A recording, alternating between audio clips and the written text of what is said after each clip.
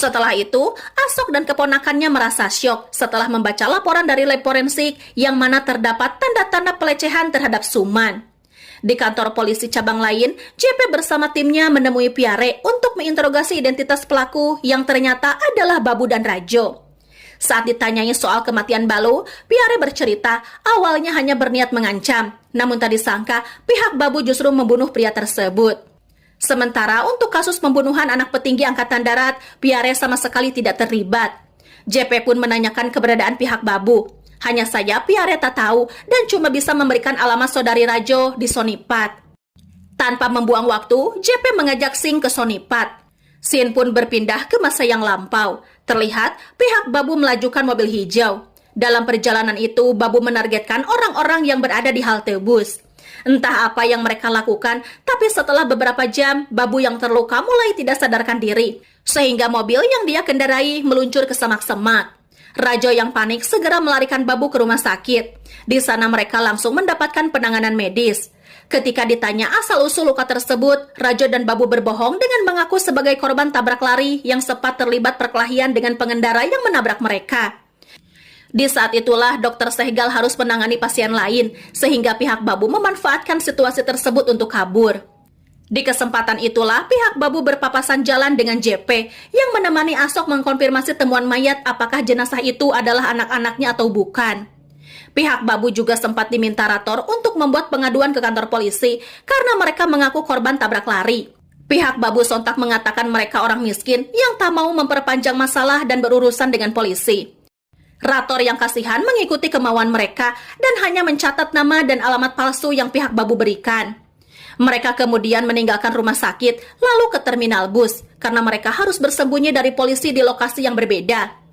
Di sana Babu membelikan Rajo tiket ke Sonipat. Dia juga memberitahu kalau dia akan tinggal di rumah Jimmy dan nantinya Rajo bisa menghubungi nomor yang Babu berikan. Babu juga menyerahkan Rajo kalung Jumka yang mereka dapat dari korban. Cerita berganti ke masa sekarang, tepatnya di kantor surat kabar di Linama. Terlihat, atasan menunjukkan sketsa wajah Rajo dan Babu sebagai pembunuh dalam kasus anak-anak Aurora. Atasan lalu memerintahkan pihak Tisar mencari informasi sekecil apapun tentang Babu dan Rajo, karena saat ini identitas keduanya sudah dianggap studi kasus secara sosial. Scene pun berpindah ke Sonipat di masa 3 hari yang lalu. Terlihat, Rajo sudah tinggal di rumah saudarinya. Walaupun hubungannya dengan Bindi sang keponakan sangat baik, tapi dengan Candan yang merupakan kakak iparnya sangatlah buruk. Apalagi bagi Candan, adik iparnya itu pengecut yang selalu minta perlindungan kepada sang istri. Cerita berganti ke masa sekarang. Terlihat, JP ditemani tim yang dipimpin Ahlawat sudah berada di Sonipat. Mereka mendatangi rumah Candan, berharap Rajo masih berada di sana. Namun sayangnya Rajo sudah pergi. Tapi JP sadar kalau Candan suka memukuli anak dan istrinya. Sehingga tatkala Candan meminta polisi mengembalikan moped yang digunakan Rajo untuk meninggalkan rumah, disitulah JP memberinya peringatan akan menghajarnya jika ketahuan lagi memukuli anak maupun istrinya. Cerita kembali ke masa 2 hari yang lalu. Terlihat, Bindi menemani Rajo ke tukang urut. Singkat cerita, ketika menyantap camilan, Rajo tersengaja membaca koran yang membungkus makanannya. Begitu mengetahui mereka adalah buronan polisi, Rajo langsung menghubungi Babu untuk mengatur pertemuan. Balik ke Sonipat di masa kini, terlihat JP bersama tim Ahlawat membahas rute yang kemungkinan dijadikan Rajo sebagai jalur pelarian. Hasil dari diskusi, tim Ahlawat memeriksa Jalan Merut, sementara pihak JP mencari informasi di lintasan Haryana yang merupakan penghubung Sonipat dengan Delhi. Cerita berganti ke masa 2 hari yang lalu. Malam itu, sang keponakan menemui pamannya untuk meminta ikut ke Mumbai. Diketahui jika Rajo mengaku bekerja sebagai pemeran pengganti di Mumbai, sehingga Bindi yang tertarik menjadi artis ingin meminta rekomendasi darinya. Rajo sontak menakuti Bindi dengan sikap dan ucapan kasarnya, karena sebenarnya dia hanyalah pengangguran yang terlibat kasus pembunuhan. Rajo lalu meninggalkan Bindi yang menangis dan melajukan moped milik Candan. नबी को मोबाइल ना बचाया था जवानी में हीरोइन बनेगी हीरोइन बनेगी मामा क्या कर रहा है तो साड़ी sari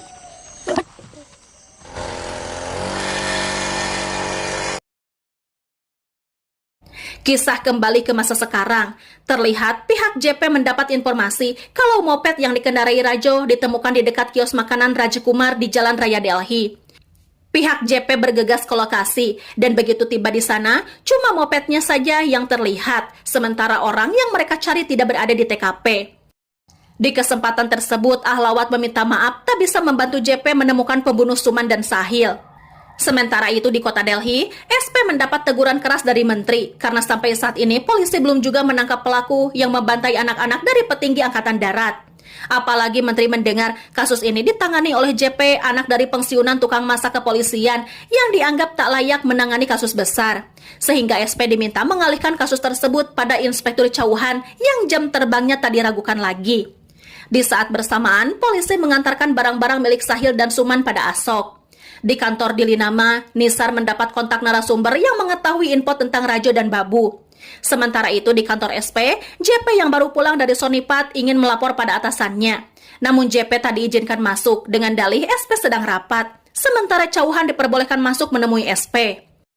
Di saat itulah JP mendapat nasihat dari Chauhan. Diketahui, jika menangani kasus besar lebih membutuhkan keahlian diplomasi ketimbang melakukan banyak aksi. Singkat cerita, saat pulang ke rumah, JP melihat Nisar dan dia pun langsung mengabaikan wanita itu. Diketahui jika JP marah atas berita yang ditulis Nisar mengenai kasus pembunuhan anak-anak keluarga Aurora yang menyudutkan kinerja kepolisian Delhi. Nisar yang kesal mengeluh karena JP tak bisa membedakan urusan pribadi dan pekerjaan. Namun dia tetap memberikan amplop berisikan kasus kematian Johnny di Mumbai yang pelakunya juga Babu dan Rajo. Di kesempatan itu, Nisar mengingatkan bahwa dulu dia dan JP selalu bekerja sama memecahkan bermacam kasus. मैं अखबार के लिए खबर निकलवाने आई हूँ। अपनी गलतियों का इल्जाम ना मुझ पर नहीं लगा सकते हो।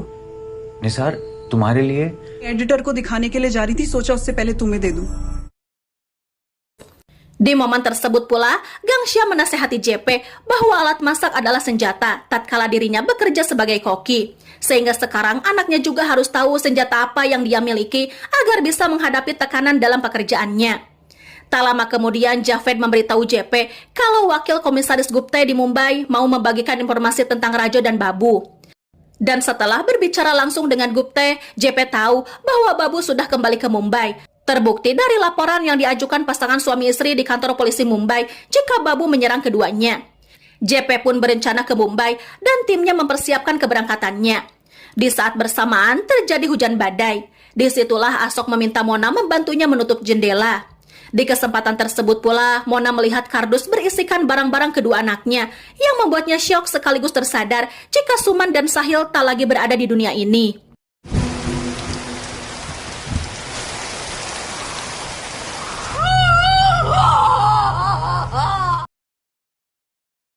Scene pun berpindah ke Mumbai di masa 12 tahun yang lalu. Terlihat, ibu Babu bernama Sonita memenuhi panggilan sang guru. Diketahui, jika Babu kecil memukul Sanjay, dan karena Babu sudah sering berbuat onar, membuat Babu tak lagi bisa bersekolah di sana. Sonita tak tahu lagi cara mendidik Babu, apalagi anaknya ini suka sekali berbohong dan selalu bermulut manis. Terbukti saat Babu memujuk Sonita agar tak marah lagi. Dia pun menghadiahkan sebotol madu yang ternyata hasil curian. Berhubung Sanjay yang mengadukan hal itu, Babu pun balas dendam. Dia mengurung Sanjay di ruang berisi kawanan lebah yang membuat Sanjay disengat sampai tewas.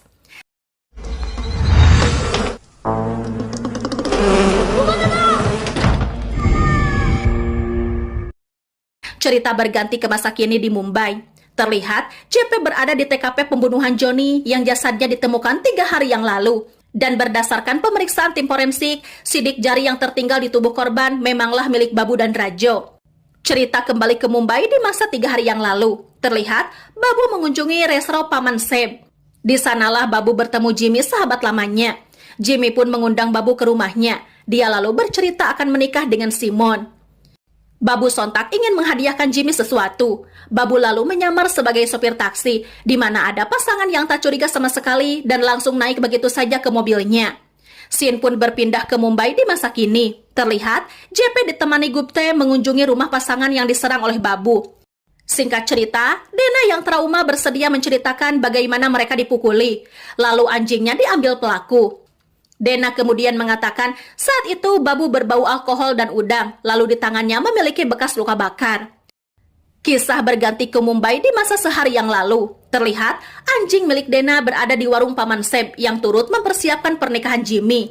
Di momen tersebut, Babu mengetahui bahwa Jimmy dan istrinya akan berbulan madu ke Agra. Di saat itulah Babu mendapatkan telepon dari Rajo jika mereka sekarang berstatus buronan. Babu pun meminta Rajo tak perlu khawatir dan dia akan segera mengatur lokasi pertemuan mereka. Police ढूंढ रही है भाई अपने को गली गली हाँ बाबू बाबू तेरा भी छपा यार तेरा फोटो छपाया गया बाबू बड़े मसले थे भाई उधर मैं सब सेट कर देगा. Balik lagi ke Mumbai di masa kini, yang mana pihak JP telah kembali ke kantor polisi. Disitulah JP mendapat telepon dari Javed bahwa SP ingin segera mengalihkan kasus pada Chauhan. Namun JP meminta Javed untuk mengulur waktu, dan kebetulan saat itu Gupta telah mengetahui riwayat hidup Babu. Cerita pun berganti ke Mumbai di masa 6 tahun lalu. Terlihat, Babu baru keluar dari lapas dan menemui Sonita yang telah memiliki kehidupan baru. Bahkan dari pernikahan keduanya, Sonita mempunyai anak perempuan bernama Gudi. Sehingga kehadiran Babu membuat Sonita tidak nyaman karena dia tahu betul anaknya ini seorang psikopat. Sonita yang tak mau suaminya dan Gudi dalam bahaya menyerahkan uang simpanannya kepada Babu dengan harapan kompensasi tersebut dapat mengusir anaknya yang psikopat itu dari kehidupannya. Tapi justru Babu nekat mau membakar ibu dan adik tirinya itu hidup-hidup. Balik lagi ke Mumbai di masa sekarang. Terlihat pihak JP berada di rumah sakit untuk menemui Sonita. Di sana kondisi luka bakar yang Sonita derita sangat mengerikan. Sang ibu pun mengaku jika dia telah melahirkan iblis yang sejak masih muda sudah menunjukkan tindakan tak manusiawi, bahkan tega membakar Sonita maupun Gudi. Sejak saat itu, sang suami melaporkan kejahatan yang dilakukan Babu, namun sampai detik ini, polisi tak mampu menangkapnya. JP kemudian mengetahui bahwa sebelum membakar pihak Sonita, Babu pernah ditahan di lapas remaja. Pihak JP lalu mengunjungi lapas tersebut. Dari sanalah mereka mengetahui Babu ditahan karena mengurung Sanjay di ruangan penuh lebah yang membuatnya tewas mengenaskan. Babu juga memiliki teman yang juga pernah ditahan di lapas ini bernama Jimmy. Sementara itu di rumah sakit, Jenny dan Mena kaget melihat sketsa pelaku pembunuhan Sahil dan Suman di koran sangat mirip dengan pacar Mena yaitu Babu. Jenny pun mendesak Mena menghubungi polisi. Namun Mena tak jadi melapor tentang dirinya yang mengenal Babu sebab dia enggan berurusan dengan polisi. ये कुमार कैसा हो सकता है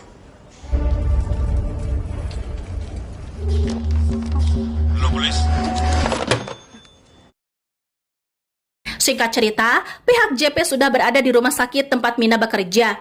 Di saat yang sama, Mina sedang di asrama. Sialnya, Babu datang berkunjung untuk memberikan anjing milik Dena pada wanita itu. Namun Mena yang tahu insiden Suman dan Sahil merasa ngeri melihat pembunuh ada di kosannya. Tapi pada akhirnya Babu mengetahui bahwa Mena sudah melihat koran yang bertajuk jika dirinya buron yang dicari polisi. Hal itu membuat Mena tambah cemas, sehingga dia pun menyiram Babu dengan air panas.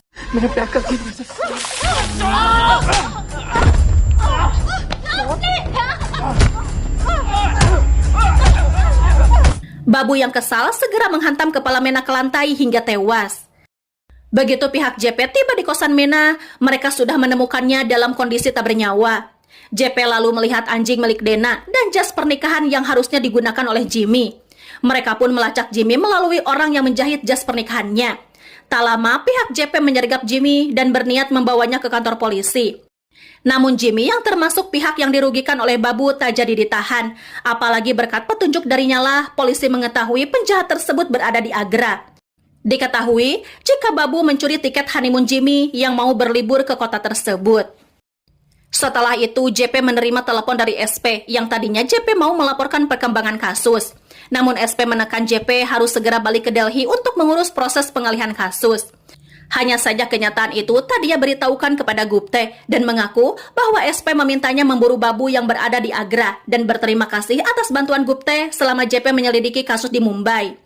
Singkat cerita, Raja sudah berada di Agra dan mampir ke rumah yang menjadi incarannya. Cerita kembali ke masa JP masih anak-anak. Kala itu, bersama sang ayah, dia mendengar pidato seseorang yang disebut Loknayak alias pahlawan rakyat. JP pun penasaran mengapa beliau dijuluki pahlawan rakyat, yang kemudian terjawab karena sang tokoh tidak menggunakan otot, melainkan kekuatan pikiran untuk melawan segala ketidakadilan. Walau pahlawan tak selalu menang, tapi dia selalu melawan ketidakadilan. लोकनायक क्या होता है? हाँ, एक तरह से प्रकाश, तुम्हें नींद आ रही थी ना? आजू वाली ताकत नहीं होती, सोच ही ताकत होती है. Cerita berganti ke Agra di masa kini. Terlihat Rajo ke stasiun kereta api dan di sana dia bertemu Babu yang sudah membotaki kepalanya. Namun polisi Ansari yang berjaga menyadari kedua pria itu adalah Babu dan Rajo, sehingga petugas langsung memburu mereka. Agra police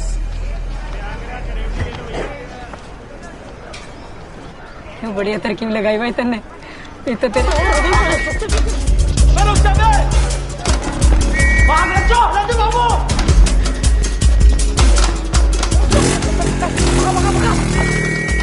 Sayangnya pihak Babu berhasil melarikan diri dari Ansari.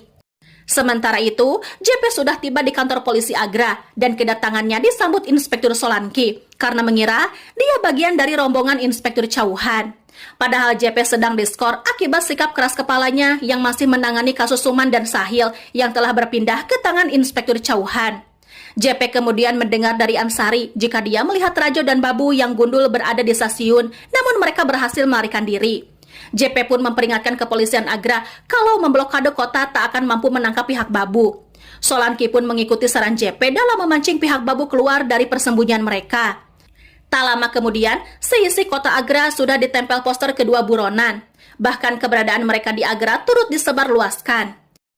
Di saat bersamaan, Babu dan Rajo sedang berada di rumah keluarga yang penghuninya mereka sekap. Mereka pun dengan keji menyiksa salah satu anggota yang coba melawan. Mereka lalu melihat hasil jarahan Rajo dari rumah itu. Namun sebuah pistol menarik perhatian Babu. Sayangnya senapan tersebut tak mempunyai amunisi. Karena lapar, Rajo meminta si nenek memasak untuk mereka. Sementara itu, kepolisian Agra akhirnya menyadari bahwa JP bukan bagian dari tim Chauhan dan sudah dikeluarkan dari kasus. Sehingga mereka tak mampu melibatkan JP dalam misi memburu pihak Babu di Agra. Cerita beralih ke rumah persembunyian Rajo dan Babu. Terlihat keduanya sedang menikmati makanan. Di saat itulah warga memanggil pemilik rumah tersebut. Rajo dan Babu lalu menyuruh si nenek menemui warga. Sementara mereka menodongkan pisau di leher cucunya agar informasi mengenai keberadaan mereka tak dibocorkan wanita itu. Nenek pun mendengarkan dari warga tentang situasi kota yang sedang gawat karena pembunuh sedang berkeliaran di Agra. Namun si nenek mengaku keluarganya aman-aman saja. Tetapi warga sempat curiga ketika melihat moped yang terparkir di depan rumahnya. Nenek pun beralasan bahwa moped itu milik temannya dan informasi tersebut membuat warga segera pergi dari sana. Setelah pemuda itu pergi, Babu menanyakan dengan kasar keberadaan peluru. Rajo sontak mengingatkan temannya tak boleh sembarangan bertindak. Singkat cerita, pihak Babu mampir ke bengkel, lalu meminta pemilik menjual peluru kepada mereka dengan dalih digunakan untuk menembak burung yang mengacau ladangnya. Kebetulan amunisi yang mirip dengan seris pistol jadul itu ada, hanya saja perlu waktu untuk membuatnya. Makanya pemilik menyuruh pihak Babu sejam lagi balik ke tokonya. Di kesempatan itu, kakek yang membaca koran terus memperhatikan pihak Babu yang dianggap mencurigakan, yang kemudian dia melaporkan hal itu kepada polisi. Setelah mengetahui pihak Babu mampir ke bengkel, Solanki memerintahkan stafnya menghubungi pihak Chauhan untuk mengetahui kapan mereka bisa membantu tim Agra menangkap kedua buron. JP yang paham betul kelicikan pihak Babu dalam melarikan diri menasehati Solanki untuk tidak membuang waktu. Jika mereka bergerak setelah tim Chauhan tiba, otomatis kedua buron itu tak akan bisa ditangkap lagi. Malahan mayat akan terus bertambah. Terbukti dari setiap kota yang kedua penjahat itu lewati selalu menyisakan korban yang tewas akibat ulah keji mereka. JP menegaskan terkadang mereka harus menjadi pahlawan untuk menangkap Babu dan Rajo. आज आप किसी के लिए हीरो बने ना बने, कानूनी व्यवस्था ताक पे रख दूं आपके लिए। कैसे? वक्त नहीं है, खूंखार अपराधी देश के निकल गए। Singkat cerita, Solanki akhirnya membiarkan JP terlibat dalam memburu pihak Babu yang keberadaannya terlacak di sekitar Taj Mahal. Aksi kejar-kejaran itu berujung di kereta api dan di sana JP berhasil membekuk Rajo, sementara Babu menyandra anak perempuan. बाबू ये सब छोड़ेंगे नहीं बाबू बाबू बाबू बचाओ बाबू काट दे, काट दे। काटेगा Namun ancaman Babu tak menyurutkan semangat JP, malahan JP berhasil memecah belah persahabatan kedua buron. सामने कुछ नहीं करने का बे छोड़। Diketahui, jika serangan bertubi-tubi terhadap Rajo membuat pria tersebut mengaku terhasut dan melimpahkan semua kesalahan pada Babu. Jiwa Babu akhirnya terguncang akibat pengkhianatan Rajo. फट्टू चुप कर कुछ नहीं होगा तेरे को छोड़ इसको Momen tersebut langsung dimanfaatkan JP dan rekannya untuk menyelamatkan Sandra. JP lalu membekuk pria itu dan menghajarnya secara brutal. पीछे हट पहलवान इसकी जान तेरे साथ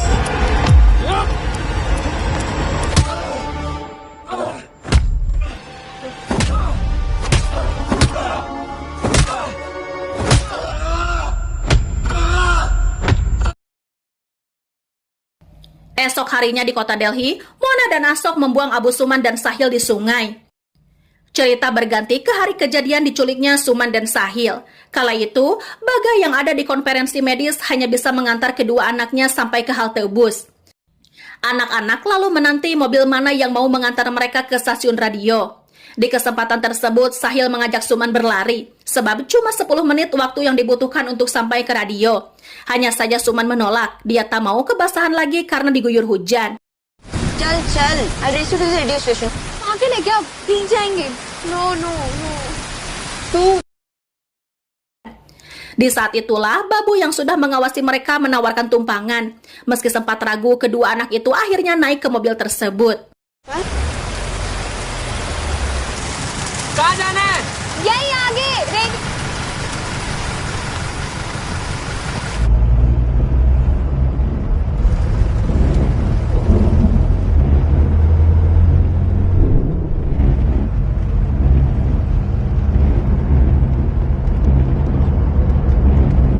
Singkat cerita, Suman menyadari mereka dalam bahaya. Terlihat dari pintu mobil yang sengaja dikunci. Apalagi saat Suman meminta berhenti, Babu menolak keinginan tersebut.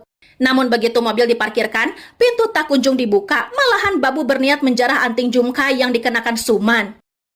चुप बेंचोद चुप गाड़ी रोको अभी अभी गाड़ी रोको बोलो ना बोल ये झुमका कहाँ से Babu lalu kembali melajukan mobilnya, meski sempat diancam oleh Sahil bahwa ayah mereka adalah seorang anggota Angkatan Darat. Namun gertakan itu tak berlaku bagi Babu yang sudah terbiasa membunuh orang. Tahu Babu tidak akan melepaskan mereka, Suman memukulinya dengan payung. Di saat itulah Rajo menusuk Sahil dengan pedang, yang membuat Suman mengikhlaskan antingnya dan berjanji tak akan melaporkan kejahatan keduanya asal mereka dilepaskan.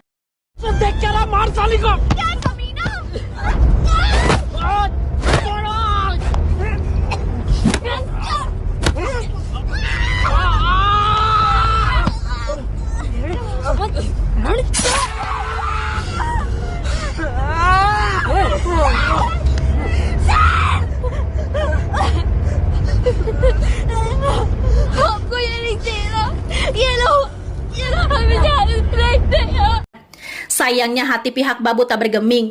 Malahan saat Salim ingin meminta anak-anak dikeluarkan dari mobil, Babu justru menabrak sepedanya hingga pria tersebut cedera parah. Lalu Suman dan Sahil kembali melakukan perlawanan. Mereka sempat melukai keduanya dengan pedang yang pihak Babu curi dari rumah Balu.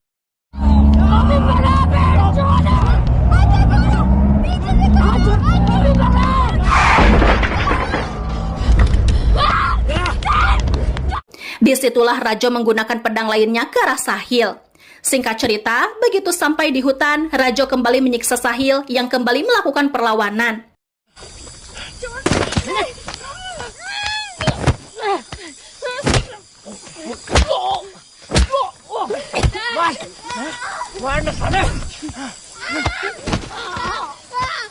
फौजी है उनका बाप मारना पड़ेगा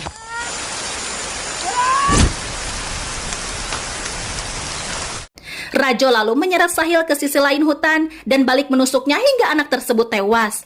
Sementara itu, Suman diperkaos oleh Babu.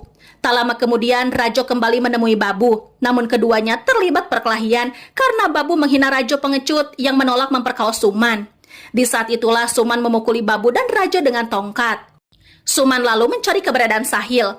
Setelah menemukan Sahil, Suman syok berat menyadari sang adik tak lagi bernyawa. Di kesempatan itu pula, kepala Suman dihantam dengan keras yang seketika melenyapkan nyawanya.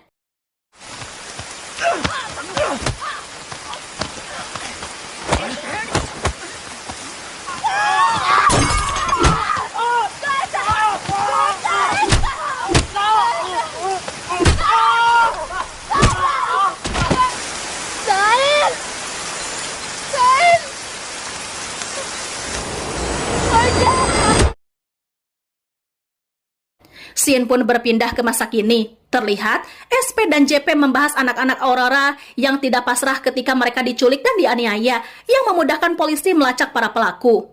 Diketahui, jika perlawanan Suman dan Sahil membuat Rajo maupun Babu cedera parah dan mengharuskan mereka mendapatkan penanganan medis. Berkat itu, polisi bisa mendapatkan sketsa wajah kedua penjahat dari pihak rumah sakit.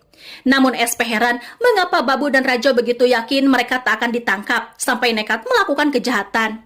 Hal itu dijawab oleh JP bahwa keduanya tidak lagi menimbang benar atau salah, melainkan hanya mengikuti naluri membunuh yang lama-kelamaan menghasut jiwa mereka dan tanpa disadari jadi ketagihan berbuat keji. SP kemudian memuji kerja keras JP yang berhasil memecahkan kasus Suman dan Sahil. SP lalu mendoakan agar JP yang mengikuti ujian kenaikan pangkat lulus. Singkat cerita, hari mengadili kedua penjahat tiba. Terlihat hakim memutuskan Rajo alias Rajendra Batwal dan Babu alias Kumar Binde menjalani hukuman gantung. Keputusan itu membuat semua pihak merasa puas. Hanya saja rasa sakit kehilangan Suman dan Sahil akan selamanya membekas di hati Asok maupun Mona. Tak lama kemudian, Nisar menayangkan narasi 15 menit tentang kota Delhi yang dulunya menjadi rumah bagi para hewan. Namun ketika habitat binatang itu hilang, kekejian manusia justru tetap bertahan menghiasi Delhi. Walau begitu, kota ini tak akan melupakan keberadaan Sahil dan Suman, serta para penuntut keadilan, demi memastikan suara mereka tidak tenggelam oleh kebisingan kejahatan. Semoga kelak Delhi mampu menemukan kembali manusia yang hilang dan memulihkan kepercayaan antar sesama. Setelah itu, Nisar menemui JP yang mengucapkan selamat kepadanya. Diketahui, jika narasi 15 menitnya dimuat di halaman paling depan sebagai topik utama di Linama. Di saat itulah JP memberitahu Nisar jika dia bukan lagi subinspektur, melainkan seorang inspektur. Nisar pun senang mendengarnya dan meminta diadakan pesta dengan memasak domba buatan Gang Syam. Scene pun berpindah ke peristiwa yang memperlihatkan akhir bahagia. Jika saja Suman dan Sahil yang mau ke stasiun radio memilih berlari walau mereka diguyur hujan lebat, Suman pun tetap akan menjadi penyanyi utama di radio nasional yang suara indahnya bisa didengar oleh Asok dan Mona. Dan film pun berakhir. Oke teman film, itulah kisah dari film Rak. Jangan lupa like, komen, dan subscribe bagi yang belum ya. Bye-bye.